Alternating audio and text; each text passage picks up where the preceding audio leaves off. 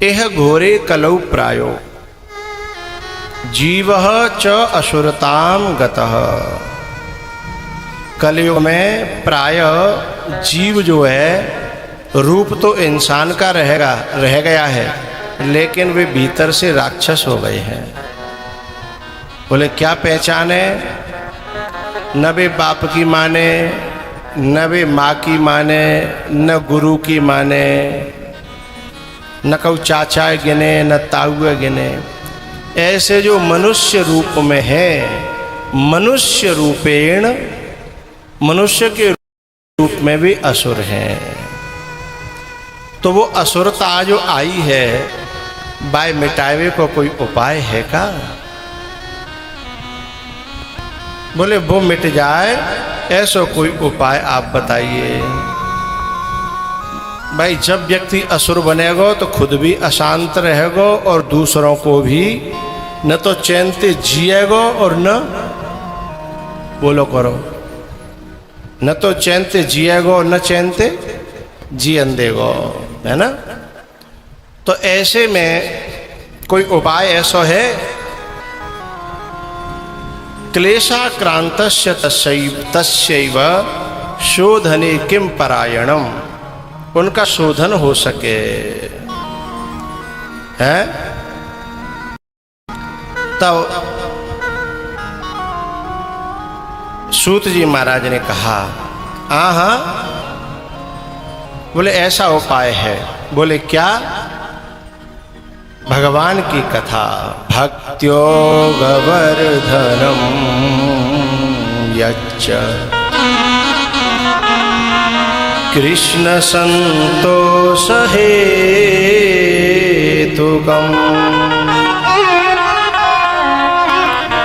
तदहं ते विधास्यामि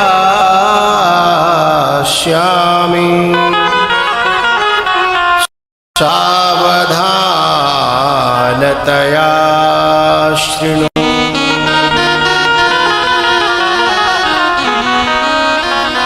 बोले ऐसी कथा सुनाऊंगा कि जो काम अनेकों यज्ञ करने से, जप करने से, तप करने से, तीर्थ करने से भी नहीं होते, उन कामों को, ऐसा काम क्या है?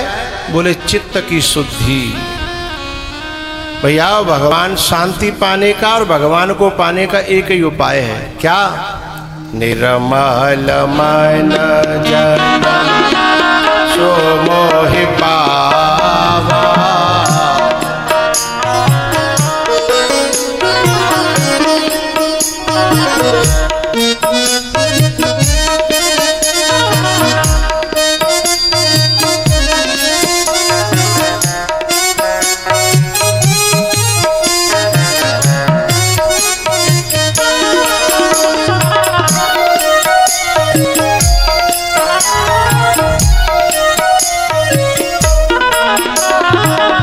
निर्मल मन जन सो मोहि पावा।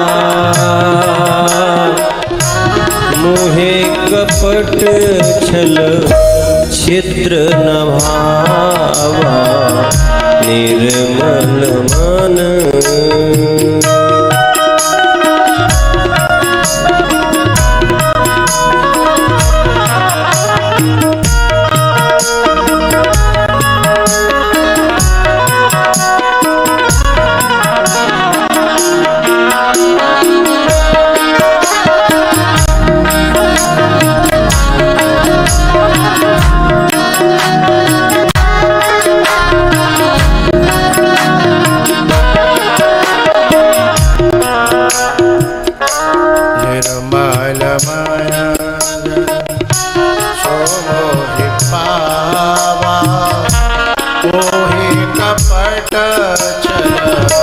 छिद्र न भावा।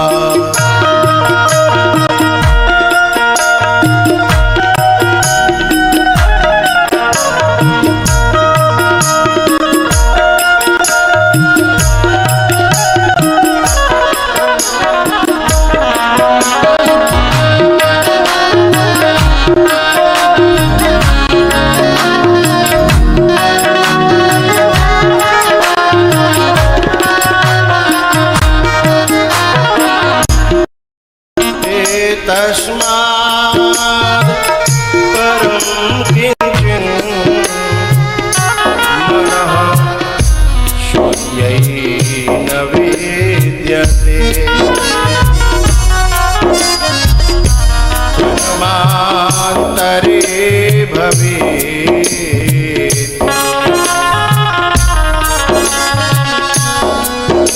कितने देर से देख रहा हूँ, मेरा यहाँ रखा हुआ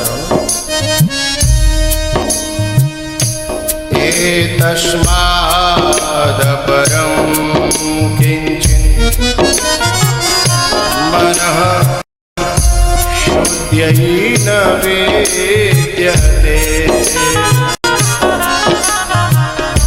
जन्मान्तरे भवेत् पुण्यम् तदा भागवतम्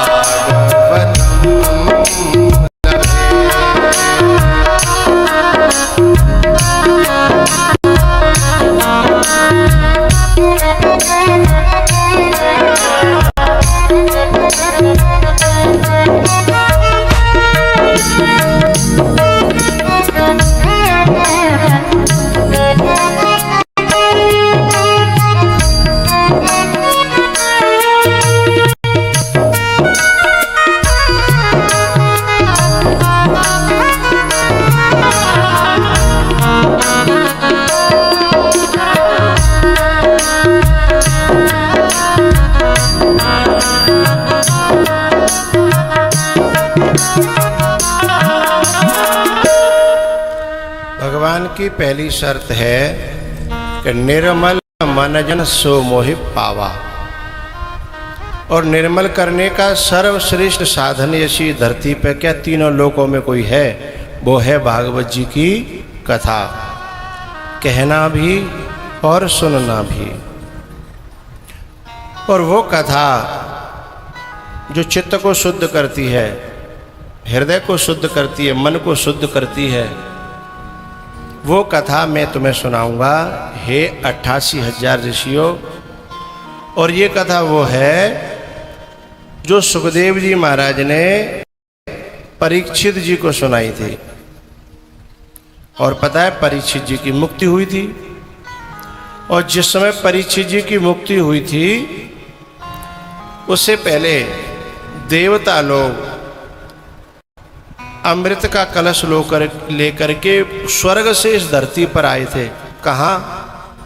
मुजफ्फरनगर के पास में, यही गंगा जी हैं शुक्रताल में जो अपने यहाँ बह रही हैं ना, यही गंगा जी जो हरिद्वार से निकल करके और मुजफ्फरनगर के पास एक जगह है शुक्रताल, वहाँ पे परीक्षित जी के पास में अमृत का कलश लेकर के स्वयं देवता लोग आए। जिस समय सुखदेव जी परीक्षिते कथाम वक्तुम सभायाम संस्थिते सुके, परीक्षित जी की सभा में कथा सुनाने के लिए, और जब सुके संस्थिते सुखदेव जी के आसन पर बैठ जाने के बाद अमृत का कलश लेकर के आए और कहते हैं कि अमृत का कलश ले लो और हमें कथा सुना दो इसके बदले में। तो सुखदेव जी ने कथा नहीं सुनाई थी, बोले कहाँ ये तुम्हारा अमृत और कहाँ भगवान की कथा। अमृत अमर तो कर सकता है लेकिन विकार रहित नहीं कर सकता, निर्मल नहीं कर सकता, शुद्ध नहीं कर सकता। फिर ऐसे अमृत का हम क्या करेंगे? सुधा कुंभम गृहीत्वैव देवास्तत्र समागमन। सुधा कुंभ माने घड़ा लेकर के जब वहां आए तो वहां से बेइज्जत होकर के गए देवता भी। ऐसी कथा आज तुम्हारी बरेठी में जिसे देवता भी नहीं पा सकते, लौट करके चले गए अपनों से मोह लेके, और आज आपकी बरेठी में वही कथा हो रही है। कितनी बड़ी बात है, कितनी तगड़ी बात है।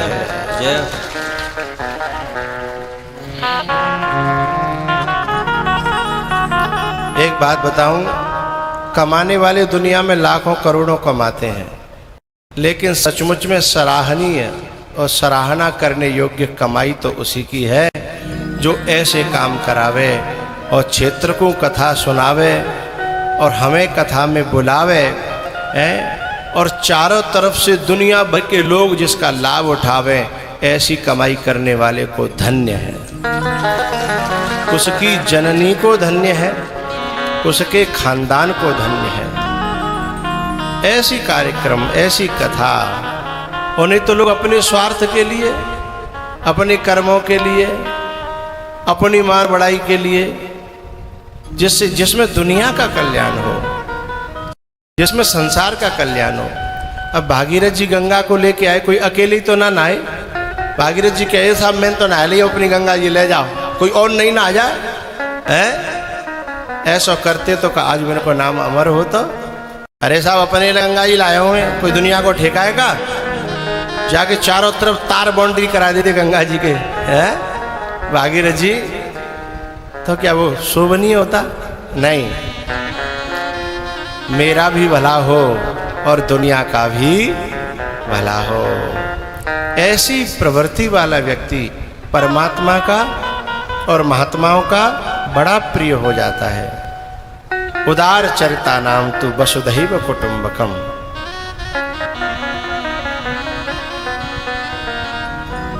तो आज बरेठी में वही कथा जो देवताओं को भी प्राप्त नहीं हुई।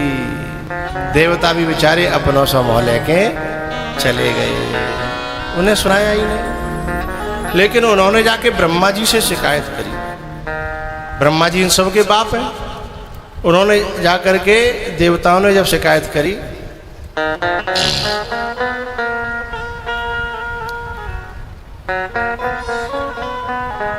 ब्रह्मा जी ने कहा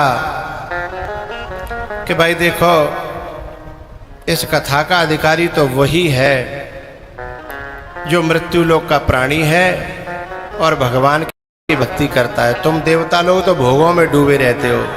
तुम्हें तो भगवान तब याद आते हैं जब तुम पे कोई कष्ट पड़े। और हम में तो बहुत से ऐसे लोग होंगे कहूँ रात में फंस जाएं और साए साए की आवाज़ आ रही होए और दूर दूर तक कोई हो नहीं, तब हनुमान चालीसा बोलेंगे, भूत पिशाच निकट नहीं आवे, महावीर जब नाम सुनावे। और वैसे कब हनुमान जी के मंदिर में जाए नहीं, चोला चढ़ाए नहीं, तो फिर स्वार्थी वह ना। तो ये देवता भी ऐसे ही हैं, जब संकट पड़ता है भगवान को याद करते हैं, फिर संकट नहीं पड़ता तो दिन और रात अपने खाओ पीवो मौज करो मस्ती करो उसी में लगे रहते हैं। भोगैश्वर्य प्रसक्ता नाम तया परित चेतसाम व्यवसायत्मिका बुद्धि समाधो न विधीयते। ब्रह्मा जी ने कहा तुम इस कथा के योग्य थे ही नहीं। अच्छा एक बात बताऊं, बरेठी के अलावा जब पांडाल में तो गांव के कहाँ गए? फिर ये तो बाहर के लोग दिख रहे हैं। अच्छा गांव के हाथ ठाड़े करिए ऊपर, नीचे कर ले, है तो काफी वैसे टक्कर है बराबर की सी है। इतना ही दूध और इतना ही पानी है, इतने ही घर के और इतने ही बाहर के।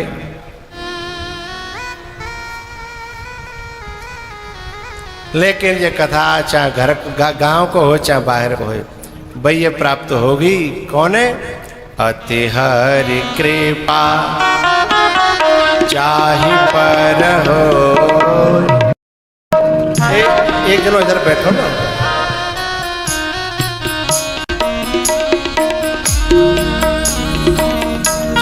जा कोने पे मैं बैठूंगा, जा कोने पे बैठना चाहिए ना, वहीं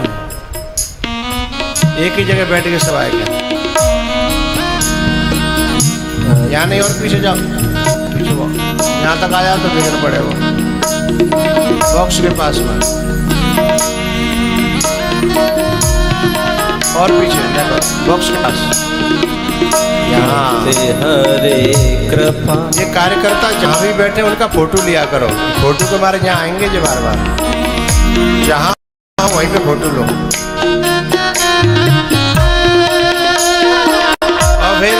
ये फोटो ले ला के यूँ और है कि जैसे हनुमान जी के सीने में राम जी बसते थे, इनकी छाती पे हम बैठे हैं, इनकी छाती पे।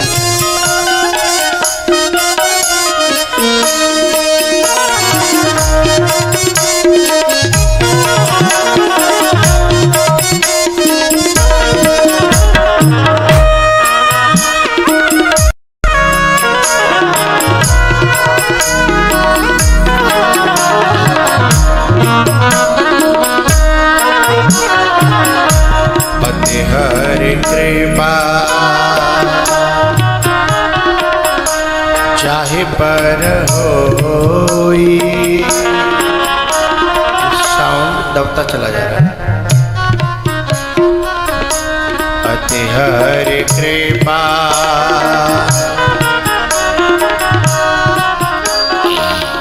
चाहे पर होई।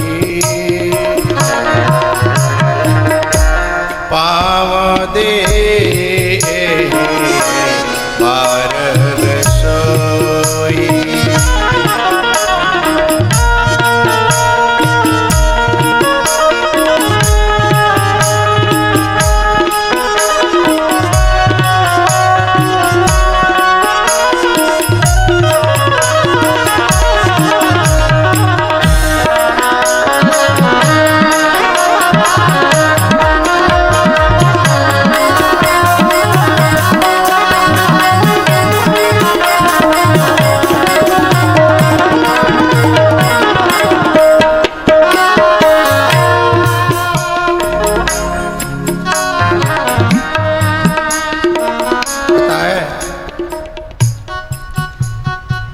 फिर ब्रह्मा जी ने उस कथा को लिया, एक तराजू के पल्ले में कथा रखी और दूसरी तराजू में अमृत रखा, और भी ग्रंथ और पुराण रखे, और भी जाने क्या क्या रखा, लेकिन तो भी भागवत की कथा भारी रही।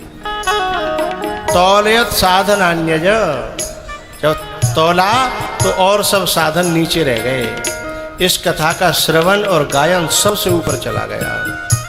पुरा दाताप विस्मित हो, दाता माने विधाता ब्रह्मा जी विस्मित हो, आश्चर्यचकित हो गए हैं, ये कथा इतनी श्रेष्ठ कि अमृत भी कुछ नहीं और भी साधन कुछ नहीं। तौलयत साधनान्यज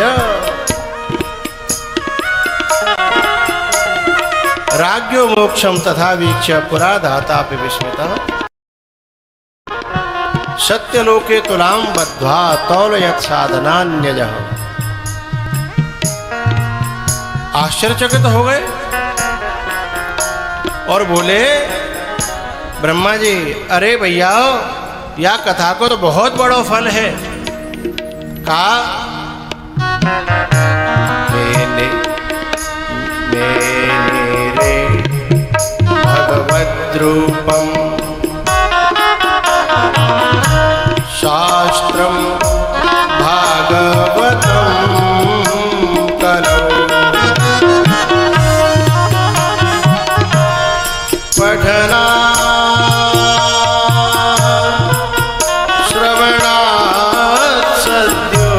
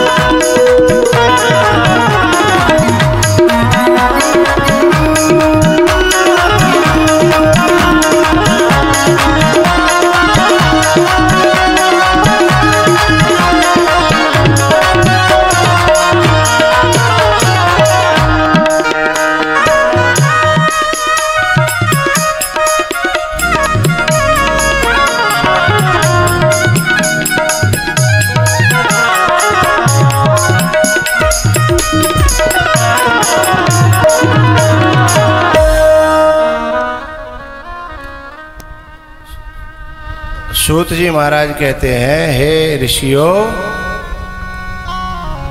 ये कथा वही है जो सनकादि ऋषियों ने एक जगह बैठ करके गंगा के किनारे 7 दिन तक लगातार नारद जी को कथा सुनाई दी। अब 88,000 ऋषि बोले कि नारद जी तो 2.5 घड़ी से ज्यादा कहीं रुकते ही नहीं है, और सनकादिक भी कहीं नहीं रुकते हैं, बेऊ चलते फिरते हैं। पानी तो बहता भला रुक्यो गंदीलो हो,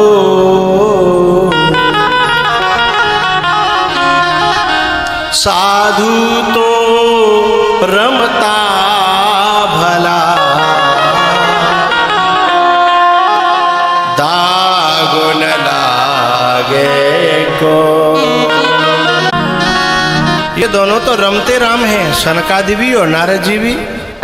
फिर इन्होंने 7 जगह, वो 7 दिना एक जगह बैठ के दोनों नहीं कैसे कथा को आयोजन कर लो, ये तो बड़ी असंभव बात थी। सनकाद्य ही पुरा प्रोक्तम नारदाय दया परहि, जो सनकादि है, लेकिन सनकादि कैसे? दया परहि, दया के परायण। जो दयावान होगा वो ही अपने ज्ञाने दूसरे प्रदान करेगा, और नहीं तो आदमी ने कछु जान जाए ना, फिर दूसरे को बताने वाला नहीं है।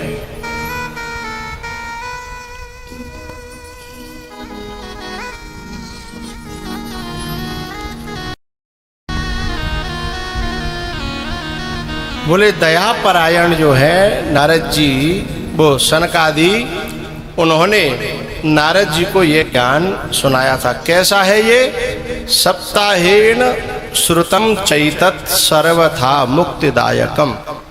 ये हर प्रकार, सर्वथा माने होता हर प्रकार से, सर्वदा माने हर काल में, और सर्वथा माने हर प्रकार से।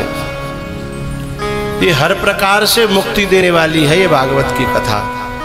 पूरे सब प्रकार का क्या मतलब होता है? श्रवणा सेवना, श्रवणा पाठा,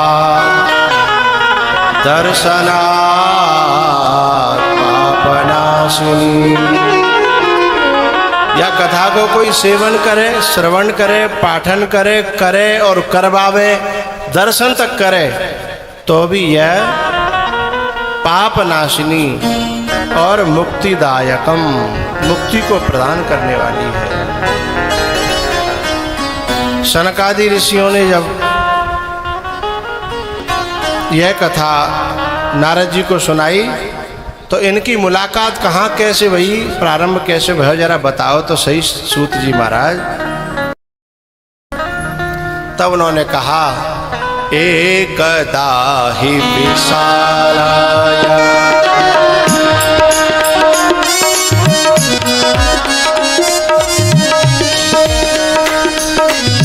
चत्वार ऋषयो मलः सत्संगार्थं समायाता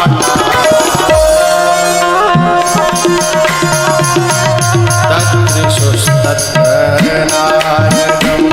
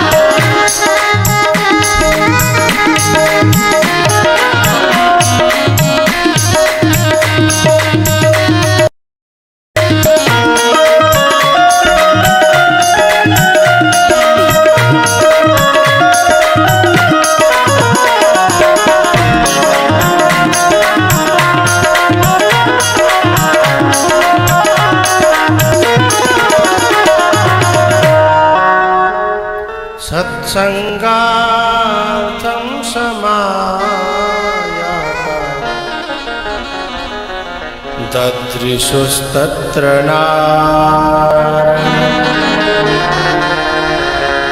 ददृशुस्तत्र नारदं